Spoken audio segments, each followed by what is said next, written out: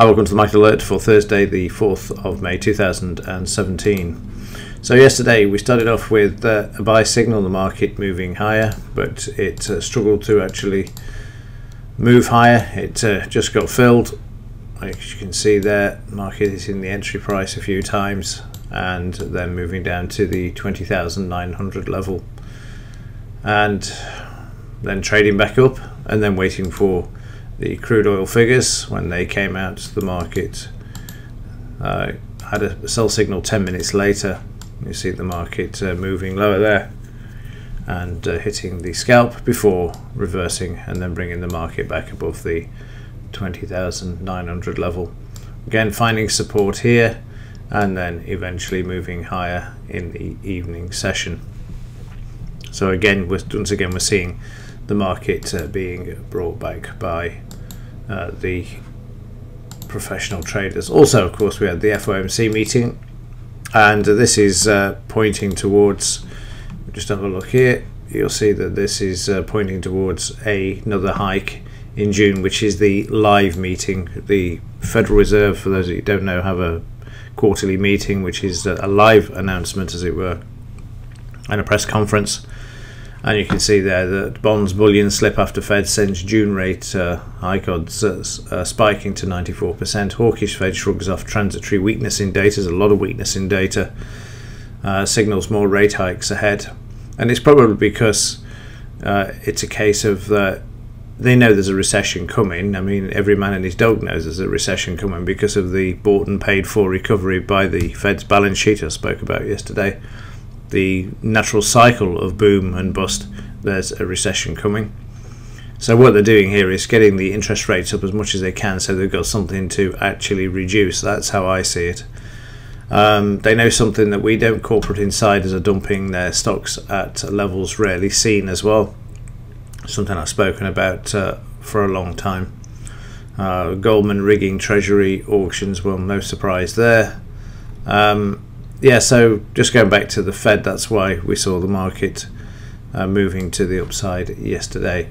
Now we've got this 21,025 level of volatility, Fibonacci here, where the market could struggle should it move higher, and then of course we've got the high there. But if Macron gets in on Sunday as well, then expect to blow through to the all-time high of 21,172, because that's what they are wanting to do.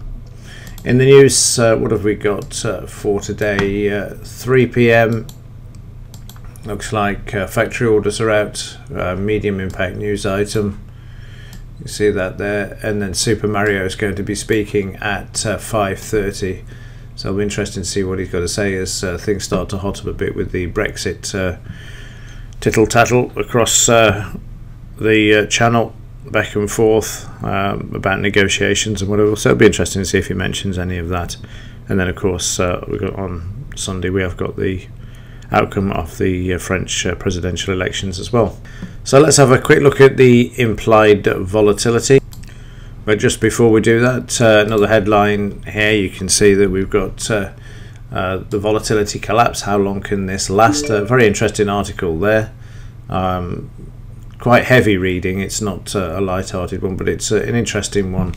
Looking back in history, how and what happens once the volatility gets to these lows and how the market reacts after. There's always a spike in the volatility following a period of low volatility, but that just is common sense and logic anyway, because things don't stay the same no matter what area of the market or life in general.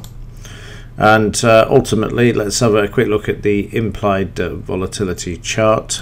And once again, we can see that the implied is moving up a bit. Maybe they're starting to think there's a bit more risk around in this market. Up 865 from 848 on Tuesday there, so that's Wednesday, 865.